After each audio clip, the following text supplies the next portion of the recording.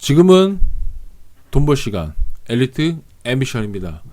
오늘은 제가 원주에 대해서 얘기를 해보려고 하는데, 강원도 원주, 제가 그 강원도 지역에 좋아하는 지역이 딱 세 군데가 있거든요. 어디라면 강릉, 속초, 그다음 원주, 이 세 군데는 좋아합니다.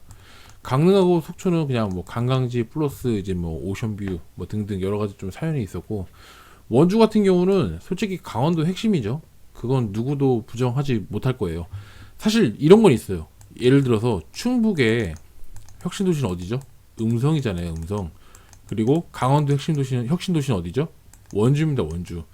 저는 만약에 이제 그러니까 음성이 지금 아파트도 많이 짓고 많이 좋아지고 있고, 그다음에 일자리도 유치하고 있고 그런 건 사실인데, 좀 그런 건 있어요. 아무래도 예를 들어서 나 음성에 살긴 사는데 그 인근에 예를 들어서 뭐 청주라든지 아니면 뭐 천안이라든지 등등, 그냥 어차피 그 혁신 도시보다 더 큰 도시가 있잖아요. 아무래도 그쪽으로 빨려 들어가는 수요도 좀 있거든요. 그런 부분들이. 근데 강원도의 혁신 도시 원주 같은 경우는 그렇지가 않아요. 그러니까 주변에 예를 들어서 뭐 횡성이라든지 뭐 이렇게 있잖아요. 근데 그런 부분들이 원주보다 더 커질 수 있는 구조는 아니거든요.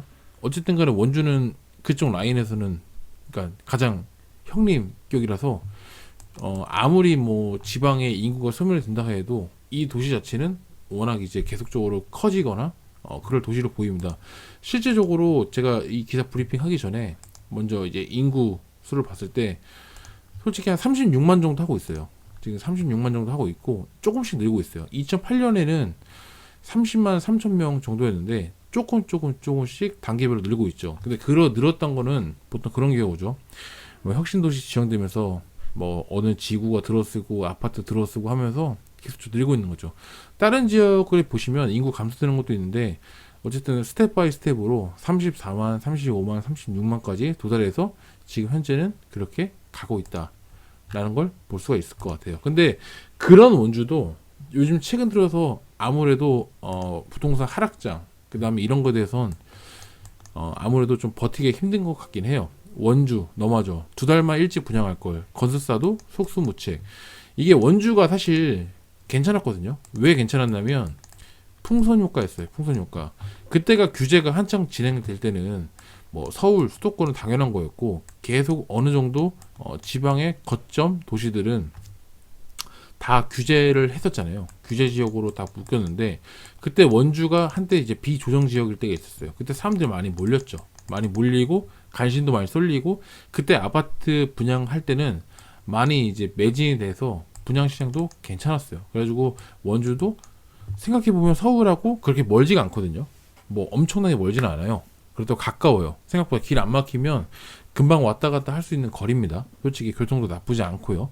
그렇기 때문에 사람들한테 인기가 좋았던 건 사실입니다. 근데 이제 그런 거예요. 이제 지방 분양도 이제 급내해진 거죠. 지금 날씨가 한파의 느낌처럼 이 미분양도 어쩔 수 없이 급증이 되고 있는 상황입니다. 보시면은 뭐 피해갈 수가 없어요. 원래는 미분양 주택 제로를 나타내며 완판 행진을 벌였던 강원 원주가 대표적으로 미분양 물량이 가파르게 올라가고 있다는 거죠. 사실상 이제 작년 기준으로 8월에서 12월, 즉 4개월 동안 대형 건설사가 했는데 미분양 빵에서 1255세대로 급증하고 있다는 거죠. 근데 이게 수치가 계속적으로 급증을 하고 있다는 게 문제인 거예요. 그래서 계속적으로 누적이 되면 2,000가구 이상 쌓일 거란 분석도 나오고. 근데 물론 이제 나중에 이제 그 보시면 아시겠지만 아파트를 짓는 거는 조금 이제 멈춰져서 어느 정도 이제 좀 정점이 돼 있는데, 이제 어떻게 흘러갈지는 모르죠. 어떻게 흘러갈지는 모르지만 결론적으로 나중에 이제 분위기가 안 좋아졌을 때 분양했던 거는 상황이 이제 미분양이 드러내면서 이 롯데건설이라든지 그 다음에 뭐 두산이라든지 이렇게 지은 것들도 이제 미분양이 나서 된 거다. 근데 사실 이제 몇 개월 차이로 분양했던, 예를 들어서 7월달에 분양한 뭐 제일건설의 풍경채 원주무실 이런 것들은, 그 다음에 반도 이런 것들은 성황리에 계약을 마쳤거든요. 마쳤는데 쉽게 얘기해서 몇 달 뒤에 8월 이후에 분양했던 것들은 원주 뭐 시그니처라든지 이런 것들은 좀 아쉬운 결과가 나왔던 거죠. 그래서 사실 이제 서울도 여러분 서울도 서울 용산하고 강남하고 서초 요런 지역은 이미 규제가 됐고 나머지 지역은 다 풀렸잖아요. 비조정적으로 풀렸습니다. 그리고 웬만한 수도권도 다 풀렸기 때문에 사람들이 다시 이제 수도권이나 서울로 관심이 조금 쏠릴 수밖에 없는 거죠. 그래서 원주가 관심이 좀 내려간 건 사실입니다. 근데 그렇다고 원주가 뭐 주저앉을 것이냐? 저는 그건 아니라고 봐요. 근데 사실상 타이밍은 지금 확실히 냉기가 도는 건 사실입니다. 그러면 원주 지역을 봤을 때 저도 이제 원주에 투자한 게 있어요. 투자한 게 있고 실제적으로 제가 작년 같은 경우는 보증금을 더 올려서 받는 경우가 있었습니다. 경우가 올렸었고 다른 지역은 뭐 동결로 간 것도 있고 뭐 등등 여러 가지가 있는데 사실 원주는 저도 좋게 보고 있어요. 지금도 좋게 보고 있지만 지금 현재는 이 시장을 피해갈 수는 없다. 근데 저는 개인적으로 원주에 좀 아쉬운 부분이 있어요. 뭐냐면은 원주의 KTX 그러니까 역 자체가 이 쓸데없이 세 개가 있는 것 같아요. 그러니까 이게 보통 하나로 묶어서 잘 관리하면 좋을 것 같은데 아무래도 이 관리 자체가 좀 안 되는 흐름이 보이거든요. 예를 들어서 자 보세요. KTX 중앙선을 보면 원주역 보이시죠? 원주역 보일 거 볼 수 있고 그 다음에 여기 보시면 만종역 보이시죠? 만종역 KTX 여기 보이고 그 다음에 여기서 이제 분기점인데 여기 서원주역이 보이시죠? 서원주역에 이렇게 돼 있고 이렇게 돼 있습니다. 이게 좀 아쉬워요. 제 입장에서는 이게 좀 하나로 이렇게 해서 통합적으로 관리했으면 좋았을 텐데 서원주역, 만종역, 원주역 이렇게 세 군데로 나눠지는데 사실 원주에서 하시는 분들도 좀 헷갈리실 것 같아. 진짜 헷갈리실 것 같아. 제가 봐도 좀 헷갈릴 것 같은데 사실 쓰는 역들만 쓰게 됐고 이렇게 안 쓰는 역들은 또 오히려 안 쓰게 되는 약간 어떻게 보면은 재정의 누수가 되고 어떻게 할 수 없을 정도로 될 것 같고 실제적으로 저는 이제 보면은 기본적으로 그냥 예전부터 일단 살기 좋으면 뭐 학원이라든지 그다음 살기 좋은 거는 그냥 무실동이 제일 무난한 것 같아요. 살기 좋은 거는. 근데 이제 방곡동 저는 방곡동도 괜찮게 보고 있고요. 왜냐면은 좀 깔끔한 느낌이 좀 많이 들어요. 깔끔한 느낌도 많이 들고 좀 정리도 잘 돼 있다. 그런 느낌도 많이 들고 실제로 가보면은 뭐 진짜 그냥 그런 느낌? 아 이렇게 되게 잘해놨다. 그런 느낌도 많이 들었어요. 많이 들고 무실동이야 뭐 얘기할 필요가 없죠. 어차피 그냥 기반 시설 같은 경우는 워낙 잘 돼 있고 그 다음에 터미널도 가깝고 뭐 그런 것들 가깝기 때문에 뭐 말할 필요는 없고 근데 조금 애매한 부분은 이 부분인 것 같아요. 여기 저 보면 지정면 여기 기업도시 여기는 약간 이제 이거 뭐라고 표현해야 될까요? 약간 약간 섬 같은 느낌인데 여기가 조금 애매해요. 실제로 가서 보시면은 조금 이제 외딴 섬에 조금 개발이 돼 있어서 좀 아기자기하게 잘 해놓긴 했는데 아직까지는 이제 완성형이 아니죠. 아무래도 좀 빈대도 많이 있고 그 다음에 아무래도 채워지고 있는 단계이긴 한데 좀 발전이 되면서 좀 아무래도 시너지 효과가 나야겠죠. 그런데 어쨌든 간에 조금 이제 여기는 좀 눈여겨보고 지켜봐야 될 것 같습니다. 근데 실질적으로 투자를 하게 되면 저는 이제 이쪽보다는 아무래도 이쪽 일대를 봐야겠죠. 사실상 생각보다 여기가 예전에 이제 그 재건축 이슈가 있어가지고 뜬 데도 있었죠. 어디면은 여기 주공 아파트 같은 경우는 예를 들어서 대표적으로 단계 주공 같은 데 보면 지금 실거래가 이때 지점으로 보시겠지만 이때 지점에 올라가서 많이 올랐었죠. 예, 보통 얼마였나 1억대였다가 갑자기 그냥 엄청 올라가지고 뭐 2억대 금세 막 많이 올랐었죠.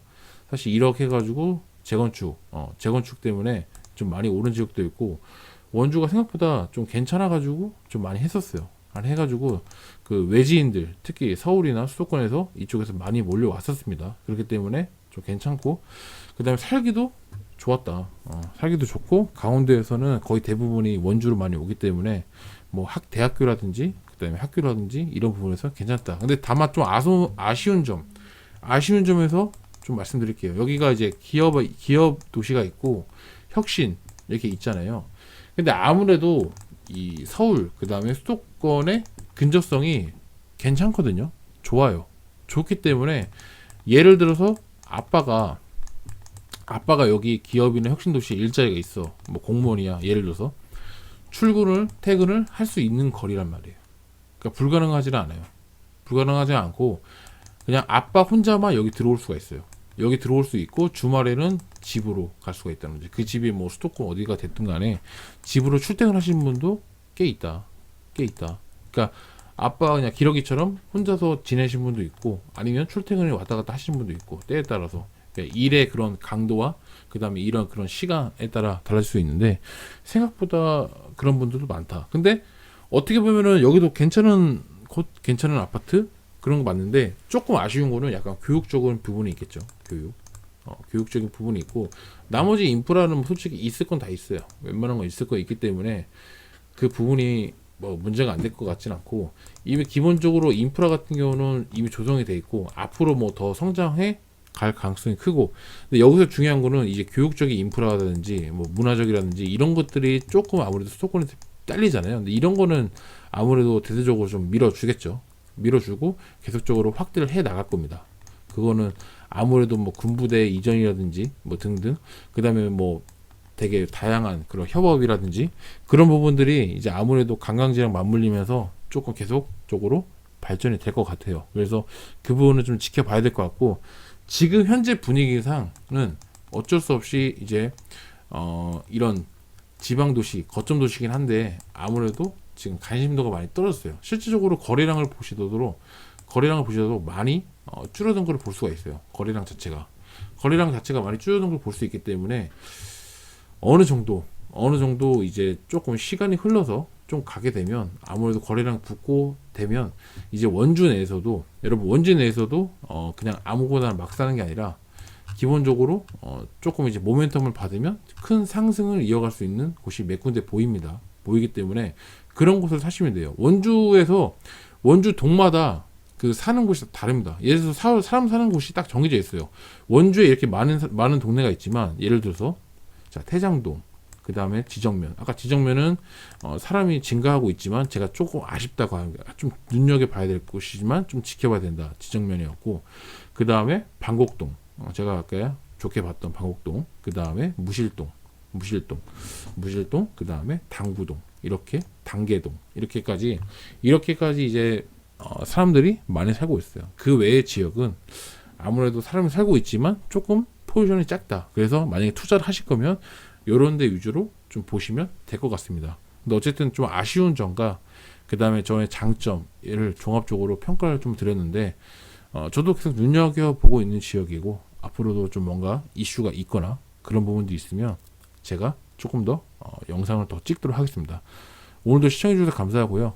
다음에도 더 좋은 영상으로 보답드리는 엘리트 앰비션 되도록 하겠습니다. 감사합니다.